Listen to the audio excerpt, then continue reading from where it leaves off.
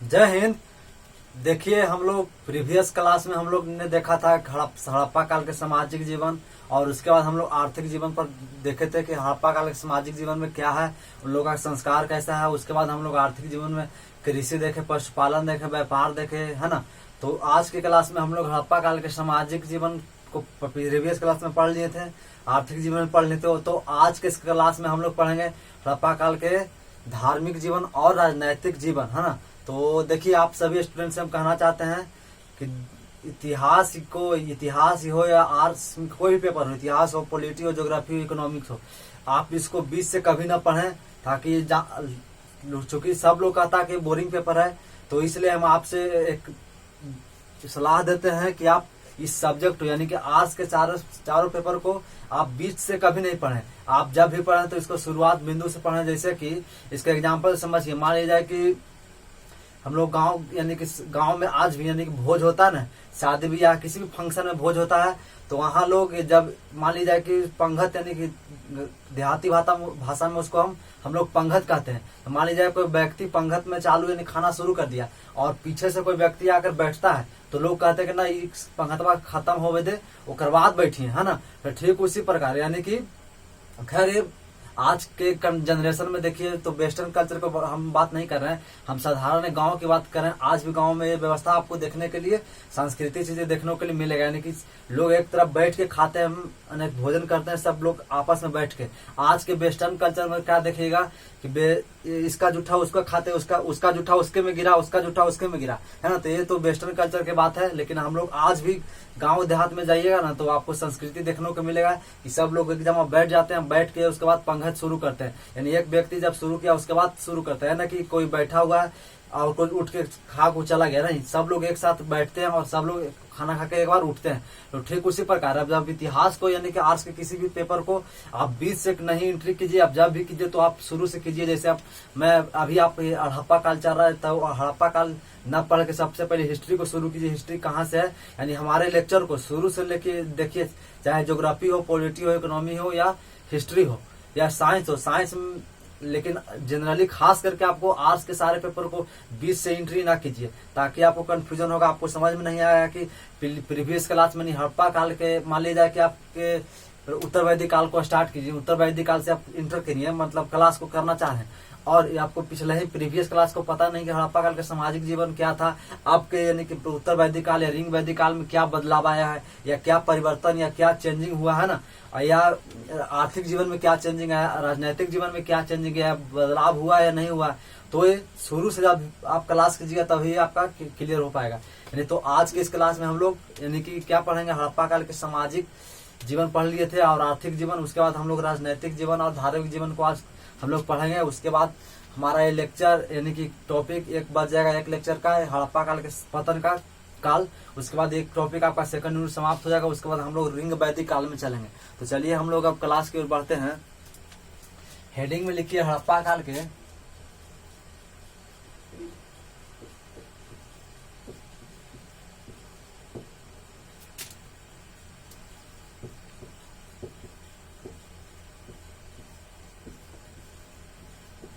Heading में लिखिए हड़प्पा काल के धार्मिक जीवन, यानी हड़प्पा काल के धार्मिक जीवन।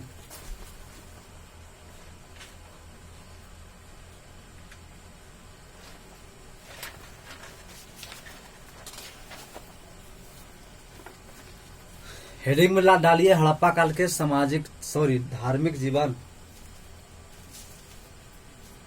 तो देखिए अब हम लोग पढ़ेंगे यानी कि हड़प्पा से हम लोग को क्या क्या मिला है। एक मिला है पशुपति शिव का मूर्ति, है ना, एक पशुपति शिव का मूर्ति मिला है, मातृ देवी का मूर्ति मिला है। उसके बाद हम लोग देखेंगे अग्निकुंड मिला है। यानी सामाजिक जीवन में आपको पढ़ा दिए थे, हड़प्पा काल के उत्खनन से जो सामग्रियां मिले उसको हम आप लोग पढ़ा दिए थे। इसलिए कहता है कि आप इतिहास के आर्ट्स के किसी भी टॉपिक को उठाइए तो शुरू से कीजिए, ताकि आपको समझ में आए। जैसे हम ये लिखा रहे हैं तो आप खैर ये तो आज के क्लास में हम लोग समझा देंगे, लेकिन आपको जब आर्ट्स के किसी पेपर को उठाइए ना तो बीच में इंटर नहीं कीजिए। आप जब से कीजिए तो फर्स्ट पॉइंट से कीजिए। जैसे आप लोग ग्रेजुएशन किए होंगे, चाहे कोई लोग 12th पास आउट इन साल हुआ है, ग्रेजुएशन आप लोग कर रहे होंगे, है ना। तो मान लीजिए आप ऐसा डायरेक्ट थोड़ी ग्रेजुएशन में चल गए होंगे, शुरू किए होंगे 1 क्लास 2 क्लास सेकंड 3 4 5, उसी तरह से आप इतिहास को शुरू कीजिए, एकदम शुरुआत जहाँ से प्रारंभ होता है इतिहास के काल, उसी से स्टार्ट कीजिए। तो हो गया पशुपति शिव की मूर्ति मिला है। अब एक खास बात यह है कि जैसे हड़प्पा काल में कोई मंदिर का प्रमाण नहीं मिला है ना, हड़प्पा काल में आपको कोई मंदिर का प्रमाण नहीं मिला है, यानी मंदिर आपका नहीं मिला है। अब देखिए हड़प्पा काल में पशुपति शिव के इसके यानी पशुपति शिव के इर्द गिर्द बहुत सारे प्रश्न बनेंगे। तो देखिए हम लोग पढ़ते हैं।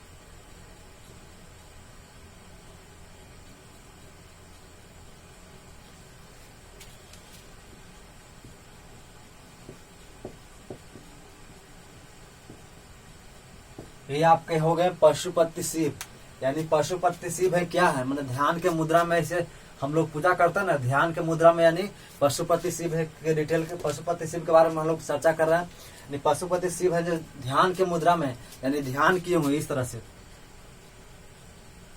तो ठीक उसी तरह है, यानी कि ध्यान के मुद्रा में इनके माथे पे 2 सिंह बना, यानी कि आकार का एक चित्रण मिला है, यानी कि इनके माथे पर यानी कि सिंह मिला है। तो इसके माथे पर क्या मिला है, एक सिंह मिला है। और हमको ये तो यहाँ तक सिंपल प्रश्न आपसे पूछेगा कि हड़प्पा काल के पशुपति शिव किस मुद्रा में है, तो ध्यान के मुद्रा में हो जाएगा। तो ये यहाँ लिखते चलिए, ध्यान के मुद्रा हो जाएगा। उसके बाद देखिए इनके 2 सिंह है माथे पर, है ना, 2 सिंह हो गया आपके माथे पर, इनके माथा पशुपति शिव के माथे पर। अब उसके बाद देखिए इधर देखिए, यानी कि लेफ्ट साइड यानी सॉरी राइट साइड में आपका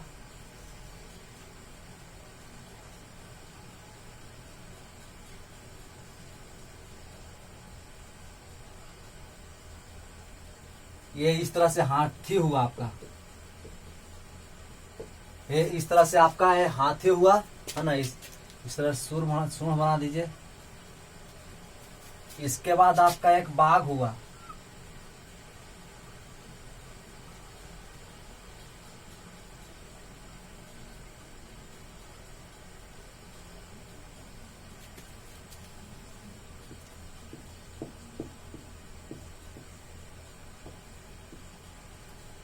ये आपका हो गया आपका। देखिए राइट साइड में, यानी कि राइट साइड में पशुपति शिव के राइट साइड में एक हाथी के साथ में चित्र किया गया है, और साथ ही एक चीता, यानी चीता का स्पष्ट रूप से क्लियर नहीं हो पाया कि चीता है या बाघ है। इसको अगर ऑप्शन में आपका बाघ भी रहेगा तो ये ऑप्शन में बाघ भी मान लीजिएगा। आप इधर साइड देखिए ना, लेफ्ट साइड में देखिए भैंसा और गेंडा है, यानी इस साइड में आपका देखिए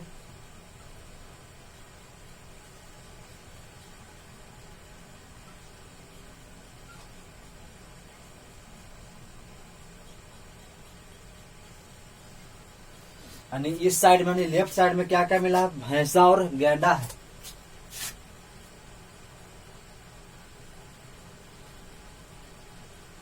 ये आपका क्या हो गया, भैंसा हो गया आपका, ये आपका भैंसा हो गया। इस तरह से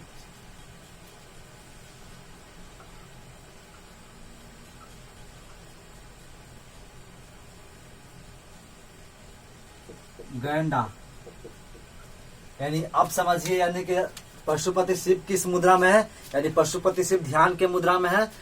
उनके माथे पर 2 सिंह है, उनके लेफ्ट साइड में क्या है, एक भैंसा का है, उसके साथ एक लेफ्ट साइड में, यानी पशुपति शिव के लेफ्ट साइड में क्या है, भैंसा और गेंडा है। उसके राइट साइड में क्या है, हाथी और चीता, या इसी को बाघ कह सकते हैं। और नीचे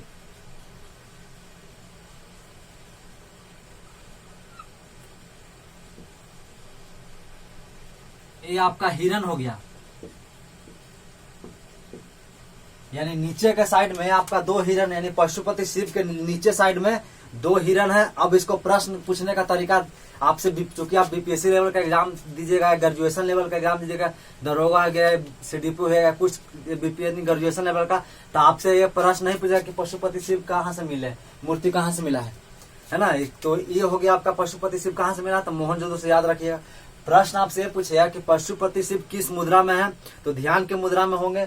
उनके माथे पर 2 सींग है, लेफ्ट साइड में भैंसा और गैंडा है, राइट साइड में आपका हो गया हाथी और चीता या बाघ, इसी को कह सकते हैं। और नीचे में 2 क्या है, 2 हिरन है, नीचे में आपका 2 हिरन है।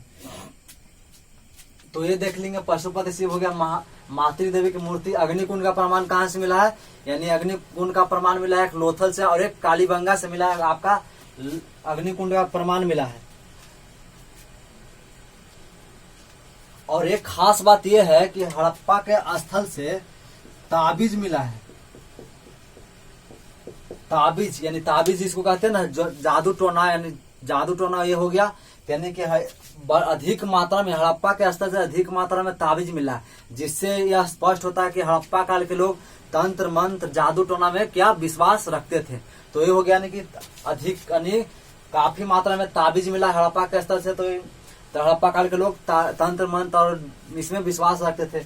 और एक साथ एक आपका एक ये है कि हड़प्पा वासी मृतकों को संस्कार करते थे, यानी मृतकों को संस्कार इसलिए करते थे कि ताकि इस जन्म में मनुष्य का जन्म, इस जन्म में मनुष्य प्राणी में जन्म हुआ, लेकिन पारलौकिक विचार को लोग थे, यानी कि जब ऊपर जाएंगे स्वर्ग में जाएंगे तो उनको अच्छी तरह से, यानी कि अगले जन्म में भी मनुष्य अच्छे प्राणी जैसे अच्छा स्वर्ग में जन्म हो। तो यानी कि क्या करते थे, हड़प्पावासी मृतकों का संस्कार करते थे, यानी मृतकों का संस्कार तो पारलौकिक विचार के थे। यानी पारलौकिक विचार का मतलब हो गया कि अगर इस सब को अगर नहीं दफनाते तो उनका क्या था, अगर सबको संस्कार नहीं करते तो उनका आगे जाके आत्मा भटकित रहेगा, है ना। तो इसीलिए यानी संस्कार करते थे। हड़प्पावासी आत्मा को न भटकने के लिए यानी यह एक तरह का पारलौकिक विचार को मानते थे कि मनुष्य को अगर इसमें मृत्यु हो गया तो उसको आत्मा इधर उधर न भटके, तो इसलिए उन लोग मृतकों को संस्कार करते थे। और एक साथ आपको एक है कि हड़प्पा के स्थल से आपका एक स्वास्तिक का चिन्ह भी मिला, यानी कि स्वास्तिक किस काल में आया, तो ये आपका बड़ी प्रश्न पूछेगा स्वास्तिक किस काल में आया, यानी हड़प्पा काल में आपका एक स्वास्तिक आया। तो ये था आपका हड़प्पा काल के धार्मिक जीवन, छोटा टॉपिक है, तो चलिए इसको हम लोग लिख लेते हैं। तो कॉपी में हेडिंग दीजिए हड़प्पा काल के धार्मिक जीवन, हड़प्पा काल के धार्मिक जीवन, हड़प्पा काल के धार्मिक जीवन, डैश दे के लिखिए पशुपति शिव की मूर्ति, पशुपति शिव की मूर्ति मोहनजोदड़ो से तथा मातृदेवी की मूर्ति हड़प्पा से मिला है। उसके बाद डैश दे के लिखिए अगला लाइन, अग्निकुंड का प्रमाण हड़प्पा सभ्यता के कालीबंगा और लोथल से प्राप्त हुआ है, कालीबंगा और लोथल से प्राप्त हुआ है।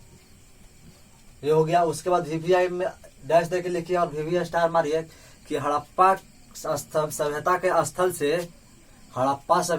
स्थल से एक भी मंदिर का प्रमाण नहीं मिला है, एक भी मंदिर का प्रमाण नहीं मिला है, यानी एक भी मंदिर नहीं मिला। यानी कुछ लोग पूजा करते थे तो मंदिर में पूजा नहीं करते थे, यानी कि ईश्वर को रख के पशुपति शिव और मातृदेवी की मूर्ति को पूजा करते थे, लेकिन मंदिर का कोई प्रमाण नहीं मिला है। तो मंदिर का प्रमाण नहीं मिला, यानी मंदिर में कौन मठ में आज भी देखते हो जहां तहां मिलता हो मठ, जैसे योगी आदित्यनाथ है मठ, इसके पहले मठ थे, यानी कि सांसद बनने से पहले या मुख्यमंत्री बनने से पहले योगी गोरखपुर के मठ थे, यानी कि मंदिर में गोरखपुर के मंदिर में वो क्या थे, मठ थे, मठ में क्या थे, पुजारी थे। तो ठीक उसी प्रकार तो ये हो गया आपका। उसके बाद लिखिए पशुपति शिव डैश देके पशुपति शिव की मूर्ति, पशुपति शिव की मूर्ति ध्यान के मुद्रा में है, ध्यान के मुद्रा में है, यानी कि ध्यान किए हुए हैं इस तरह से। पशुपति शिव यानी ध्यान के मुद्रा में है, तथा उनके माथे पे यानी सिर पे, तथा उनके सिर पे 2 सिंह का चित्र है, तथा उनके सिर पे 2 सिंह का चित्र है। अब उसके बाद डैश देके लिखिए पशुपति शिव के दाएं ओर, पशुपति शिव के दाएं ओर हाथी एवं चीता या इसी को बाघ लिख सकते हैं, बाघ, कौमा बाएं की ओर भैंसा और गेंडा, तथा नीचे की ओर 2 हिरण का प्रमाण मिला है, तो ये हो गया। इसके साथ ये फिगर भी बना लीजिएगा ताकि आपका एग्जाम में कंफ्यूजन न हो, तो ये फिगर भी बना लीजिएगा। उसके बाद अब लिखिएगा डैश देके, फिगर भी बना लीजिएगा ये। उसके बाद डैश देके लिखिए हड़प्पा सभ्यता के स्थल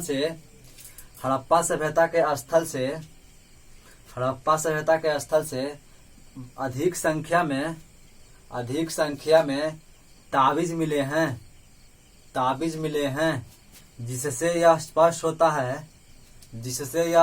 होता है कि हड़प्पावासी तंत्र मंत्र एवं जादू टोना में विश्वास रखते थे। ये हो गया। अब वो डैश देके लिखिए, डैश देके हड़प्पावासी मृतकों को संस्कार करते थे, जिससे ज्ञात होता है कि वे लोग पारलौकिक विचार को मानते थे।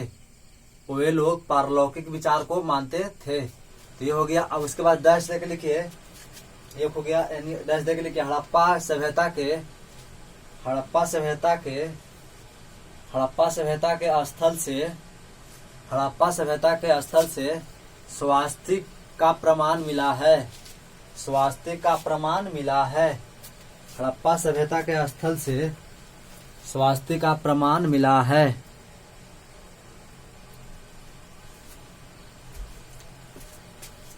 तो देखिए, अब हम लोग हड़प्पा सभ्यता के धार्मिक जीवन पढ़ लिए। उसके बाद हम लोग हड़प्पा सभ्यता के राजनीतिक जीवन को हम लोग स्टडी करेंगे। तो लिखिए हड़प्पा सभ्यता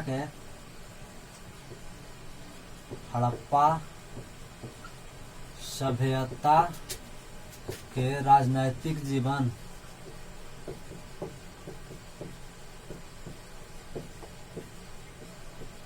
हड़प्पा सभ्यता के राजनैतिक जीवन में हेडिंग लिखिए हड़प्पा सभ्यता के राजनैतिक जीवन।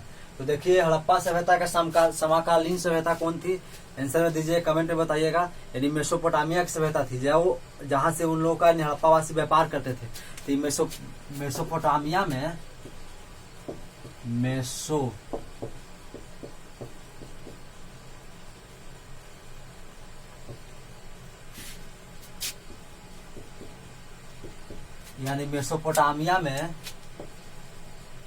मेसोपोटामिया में पुरोहित वर्ग का शासन था। ऐसे पुरोहित, इंक डाल देते हैं, थोड़ा इशू है। यानी हड़प्पा में हेडिंग दीजिए हड़प्पा सभ्यता के राजनैतिक जीवन। हड़प्पा सभ्यता के राजनैतिक जीवन। तो यानी कि हड़प्पा सभ्यता का समकालीन सभ्यता कौन थी, मेसोपोटामिया की सभ्यता। और मेसोपोटामिया में क्या मिला है, यानी कि पुरोहित वर्ग का शासन था। यानी कि वहाँ जो शासन जो चलाते थे उन पुरोहित वर्ग। यानी पुरोहित कहाँ रहता है, यानी मठ में, यानी मंदिर में। तो वहाँ मंदिर में का प्रमाण मिला होगा, जिससे वहाँ के जो शासन व्यवस्था था वो पुरोहित वर्ग के हाथ में था। यानी कि जो पूजा पाठ कराते थे उनको हाथ में था। लेकिन हड़प्पा सभ्यता के में कोई मंदिर का प्रमाण नहीं मिला है, यानी पुरोहित वर्ग का हो गया। हड़प्पा में क्या मंदिर नहीं मिला है, मंदिर नहीं मिला है तो पुरोहित कहाँ से आएंगे। यदि मंदिर नहीं, अगर मंदिर होता तो पुरोहित होते हैं, लेकिन मंदिर का कोई प्रमाण नहीं मिला। जैसे यहाँ हड़प्पा सभ्यता में पुरोहित वर्ग का शासन नहीं था।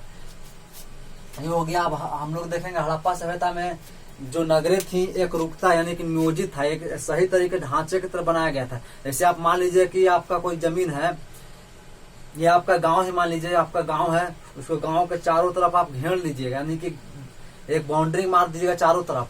तो उससे क्या आप कर सकते हैं कि वहाँ एक रुकता है, यानी कि उस गांव का नियोजित किया गया है, यानी वहाँ एक शासन चलता है, यानी कि ताकि यानी कि एक तरह का बॉन्डरिंग हो गया, यानी कि उस गांव के लोगों का यहाँ तक इस एरिया में बॉन्डरिंग है, यानी उन लोगों का एक शासन था। यानी कि वहाँ के नगरें क्या थी,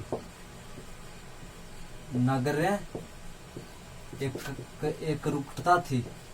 और जो जाहिर बात है कि वहाँ नगरे हड़प्पा सभ्यता का नगरे एक रुकता थी, तो उसका शासन का आखिर कौन है, पुरोहित वर्ग का शासन यानी हड़प्पा में नहीं था, तो कौन था, तो समानता माना गया कि व्यापारी वर्ग थे, यानी कि व्यापारी वर्ग का शासन था, हड़प्पा में व्यापारी वर्ग का शासन था। तो ये हो गया, यानी कि हड़प्पा काल के समकालीन सभ्यता कौन थी, मेसोपोटामिया, और वहाँ पुरोहित वर्ग का शासन था। लेकिन भारत में हड़प्पा सभ्यता में कोई मंदिर का प्रमाण नहीं मिला, तो यहाँ पुरोहित वर्ग का शासन होने का कोई अस्तित्व नहीं है।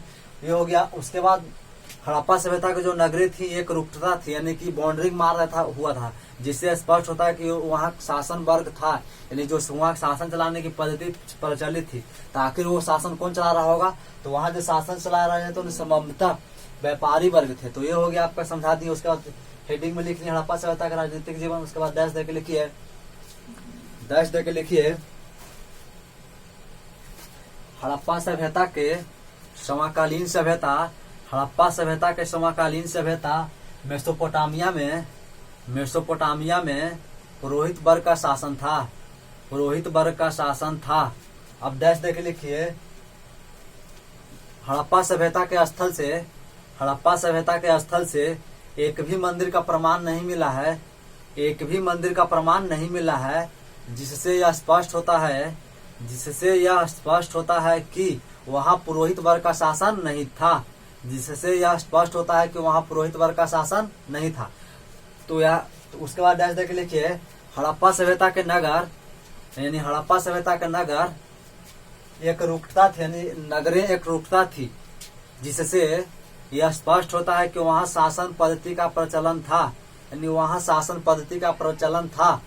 उसके बाद डैश देख लिखिए हड़प्पा सभ्यता में संभवतः व्यापारी वर्ग का शासन था, व्यापारी वर्ग का शासन था। तो ये हो गया हड़प्पा काल के सामाजिक राजनीतिक जीवन, यानी हड़प्पा काल के सामाजिक जीवन, आर्थिक, राजनीतिक और धार्मिक जीवन को हम लोग पढ़ लिए।